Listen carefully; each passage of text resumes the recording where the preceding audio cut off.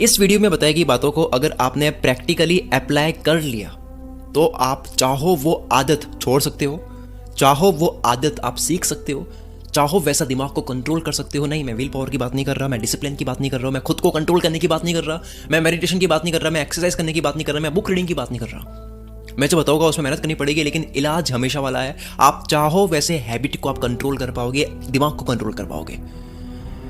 एक होता है अंग्रेजी इलाज जो कुछ वक्त के लिए ठीक कर देता है पर जड़ से इलाज नहीं होता है, और एक होता है आयुर्वेदिक इलाज जो हमेशा के लिए इलाज करता है। तो कोई भी आदत मारने का, बुरी से बुरी लत को तोड़ने का आयुर्वेदिक जैसा हमेशा वाला इलाज लेकर आया हूं मैं इस वीडियो में, बिना साइड इफेक्ट के। बिना साइड इफेक्ट्स बोले तो अगर आप विल पावर लगाते हो, खुद को कंट्रोल करने की कोशिश करते हो, डिसिप्लिन से हैबिट को चेंज करने की कोशिश करते हो, या मन को काबू करने की आप कोशिश करते हो, मन को काबू करने की होशियारी करते हो, तो होता क्या है? साइड इफेक्ट नंबर 1, भर जाओगे बुरी तरह से कंट्रोल करके।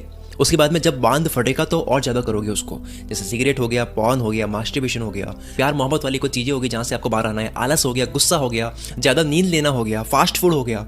ये सब आप कम करने की जितनी कोशिश करोगे, जितना आप अपने आप को टॉर्चर करोगे, उतना ही एक दिन आप फटोगे, आप ज्यादा करने लग जाओगे। साइड इफेक्ट नंबर 2, मन पर काबू करने की आप जबरदस्ती करोगे तो आपको होगी एंजाइटी, स्ट्रेस आपका बढ़ जाएगा, हालत आपकी खराब हो जाएगी, क्योंकि कुछ आदतें ऐसी होती है जो ड्रग्स से भी ज्यादा एडिक्टिव होती है। साइड इफेक्ट नंबर 3, सारा वक्त और सारी एनर्जी आदतों को कंट्रोल करने में चली जाएगी और उसके बाद में एंड में होगा भी कुछ नहीं, आप वो फिर से करने ही लग जाओगे। तो ये साइड इफेक्ट्स होते हैं जब जबरदस्ती आदतों को चेंज करने की कोशिश करते हैं। देखो, खुद पर काबू जबरदस्ती पाने की कोशिश करते हैं तब होता क्या है, जैसे आप नो फैप को फॉलो करते हो कि आपसे ना मैं मैस्टरबेट करूंगा, ना मैं पॉर्न देखूंगा, ये सब चीजें आप करते हो देख करके कहीं से, लेकिन बहुत सी ऐसी चीजें हैं जो आपके सामने फिर भी आ जाती है। इंस्टाग्राम चला लिया, कुछ आपके सामने आ गया और आपकी विल पावर को वो तोड़ ही देती है, क्योंकि आप अपने आप को कन्विंस करने लग जाते हो और आपका दिमाग आपको कन्विंस कर ही लेता है। कन्विंस करने का मतलब है कि वो कुछ ना कुछ फैक्ट आपको बोल करके मना ही लेता है।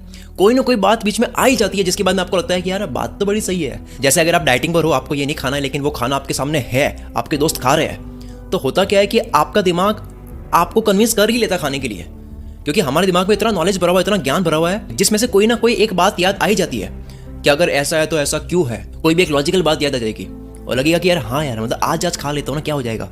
तो ये दिमाग हमें कन्विंस कर ही लेता है वो करने के लिए। तो विल पावर यहाँ वर्क नहीं करती, इसलिए हम इंसान अपने आप को मना ही लेते हैं कुछ ना कुछ लॉजिकल बातें बोलकर।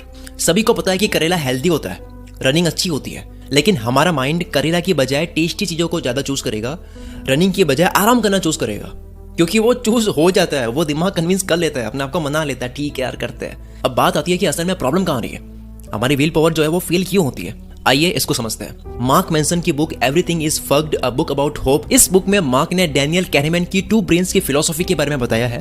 डैनियल कैनेमैन वही फेमस ऑथर है जिन्होंने थिंकिंग फास्ट एंड स्लो लिखी है, आपको पता होगी। डैनियल कैनेमैन कहते हैं कि हमारा ब्रेन जो है वो 2 तरीके से काम करता है, एक होता है थिंकिंग ब्रेन और दूसरा होता है फीलिंग ब्रेन। नंबर 1 बात करते हैं एक बार थिंकिंग ब्रेन क्या होता है। इसके नाम से आपको पता लग रहा होगा कि यार इसका काम है सोचना। फॉर एग्जाम्पल, अगर आप ये वीडियो देख रहे हो, अब इस वीडियो को देखते हुए आपके मन में जो भी ख्याल आ रहा है कि जैसे कि ये वीडियो काफी अच्छी है, कंटेंट काफी अच्छा है, इस बंदे की वॉइस काफी अच्छी है, कोई भी आ रहा है आपके दिमाग में, अगर आपको मेरी वीडियोस को देखने के बाद में आपकी अंडरस्टैंडिंग बिल्ड हो रही है, जिसके बाद में आप जो भी सोच रहे हो कि अब मैं मेहनत करूंगा, मैं ये करूंगा, वो करूंगा, प्लानिंग बनाऊंगा, स्ट्रेटेजी बनाऊंगा, वर्कआउट करूंगा, जो भी करूंगा, तो वो जो काम है वो हो रहा है थिंकिंग ब्रेन से।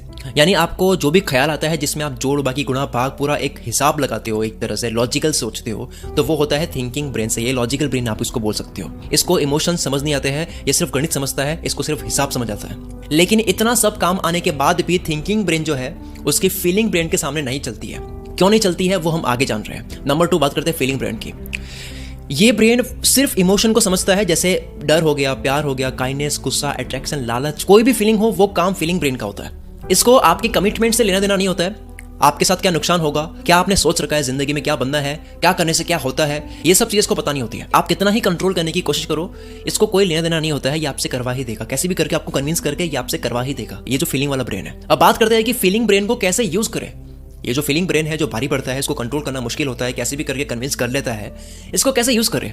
इसका सिर्फ एक ही इलाज है, जो कि ये है कि जब भी इंसान कॉन्शियस होता है, उसे जब होश होता है, तब उसको एकदम अच्छे से हर सिचुएशन का फ्यूचर समझ आता है। एक कॉन्शियस इंसान फीलिंग ब्रेन के साथ में कैसे खेलेगा वो सुनो। जैसे कोई इंसान है, उसको 4 घंटे की पढ़ाई करनी है, उसको 4 घंटे में ये कंप्लीट करना है ताकि आगे और वो चीजें कर पाएगा। ये तो कह रहा है थिंकिंग ब्रेन। फीलिंग्स क्या कह रही है कि नेटफ्लिक्स ओपन कर लेता हूँ, मनी हाइस्ट का 5वां सीजन आया वो देख लेता हूँ, कंप्लीट कर लेता हूँ, एक एपिसोड देख लेता हूँ, एक एपिसोड को देखने के बाद में पढ़ लूंगा। और ये फीलिंग बहुत ज्यादा भारी है। एक फीलिंग तो ऑलरेडी ये थी कि मन नहीं कर रहा था दिमाग खपाने का, और दूसरा ये कि मनी हाइस्ट के 4 सीजन देखे हुए हैं, तो एक एक्साइटमेंट बनी हुई है ऑलरेडी कि 5वां सीजन आएगा तो उसको देखूंगा। और वो आ भी उसी वक्त गया जब एग्जाम थे। तो ये इतनी सारी फीलिंग्स आपके सामने जब है तो उसके सामने विल पावर क्या टिकेगी? इसके सामने आपका डिसिप्लिन नहीं टिक पाएगा। कितनों की टिकनी इनके सामने। ये जो फीलिंग्स इतनी भारी पड़ती है कि किसी की टिकती नहीं इनके सामने। तो करना क्या है? तो इन सारी फीलिंग्स को आप तभी दबा सकते हो, इन सारी फीलिंग्स को आप सिर्फ तभी मार सकते हो जब आपके पास में इनसे भारी फीलिंग्स हो। आप फीलिंग्स को सिर्फ और सिर्फ फीलिंग से ही मार सकते हो। फीलिंग को काटती है। आप अब तक थिंकिंग ब्रेन से फीलिंग ब्रेन को कंट्रोल करने की कोशिश कर रहे थे, यानी कि जो मन हो रहा है कुछ करने का, फीलिंग कैरी कुछ करने का, लेकिन आप वहां दिमाग लगा रहे थे कि यार नहीं करना चाहिए क्योंकि ये वो। तो आप क्या कर रहे थे? फीलिंग ब्रेन को कंट्रोल करने की कोशिश कर रहे थे थिंकिंग ब्रेन से। पर आपको फीलिंग ब्रेन से ही फीलिंग ब्रेन को कंट्रोल करना होता है।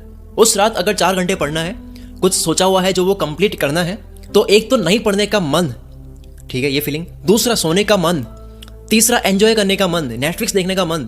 ये सारी फीलिंग्स एक तरफ। तो अब तक हो ये रहा था कि इन सारी फीलिंग्स से, यानी कि फीलिंग ब्रेन से लड़ रहे थे आप थिंकिंग ब्रेन से कि मुझे इतना पढ़ना है, पढ़ना पड़ेगा, जरूरी है। वो थिंकिंग ब्रेन है। पर आपको करना ये चाहिए था, जो कि आप अब से करोगे, कि आपको ये सारी फीलिंग्स आपको रोक रही थी, जो भी फीलिंग्स है वो रोक रही थी, जो भी आपका मन कर रहा था कुछ भी करने का, तब आप ऐसी फीलिंग लाओ जो इनसे भारी हो। उस रात पढ़ने से रोकने वाली जितनी भी फीलिंग्स थी, उन सबसे बड़ी आपकी ये फीलिंग होनी चाहिए कि जब मैं ये 4 घंटे पढ़ करके कंप्लीट कर दूंगा, या फिर 5 घंटे जो भी है, कि मुझे अपनी जिंदगी में ये बनना है, ये मेरी फीलिंग है, मुझे बनना है। जब मैं ये बन जाऊंगा मुझे बहुत अच्छा लगेगा, ये मेरा सपना है। लेकिन ये सपना पूरा तब होगा जब मैं अब पढ़ने बैठूंगा। प्लस दूसरी फीलिंग कि अगर मैंने अब मेहनत नहीं की तो मेरे हाथ से वक्त चला जाएगा, मेरी वॉट लग जाएगी जिंदगी पर। एक तो ये कि बड़ा बन गया तो मजा आ जाएगा, और दूसरा अगर नहीं बना तो जिंदगी खराब हो जाएगी। ये 2 फीलिंग्स ऐसी स्ट्रांग होनी चाहिए कि मनी हाइस्ट की एक्साइटमेंट, बाहर जाना, खेलना कूदना, जो भी चीज़ है, मोबाइल में गेम खेलना, टीवी वगैरह, ये सारी फीलिंग्स फीकी पड़ जानी चाहिए। सोने का मन करना, दिमाग खपाने का मन नहीं करना, ये सब साइड में चला जाएगा अगर आपने 2 चीज़ें स्ट्रांग कर ली। 2 फीलिंग बहुत बड़ी बना ली कि एक तो मैं बन गया तो अब क्या होगा, एक नहीं बना तो क्या हो जाएगा। यार आप फीलिंग्स को काबू में नहीं कर सकते, आप फीलिंग ब्रेन को काबू में नहीं कर सकते। आप दूसरी फीलिंग्स, पॉजिटिव फीलिंग्स, अच्छी फीलिंग्स, जिसका आउटपुट अच्छा आएगा, वो फीलिंग डाल करके आप एक्शंस करके जीत सकते हो। ये था ट्रेलर। अगर आपको पूरी तरह से बात को समझनी है, पूरी तरह से दिमाग को कंट्रोल करना है, हैबिट को कंट्रोल करना है, तो आप मेरा कोर्स ज्वाइन कर सकते हो जिसका नाम है रीस्टार्ट योर लाइफ।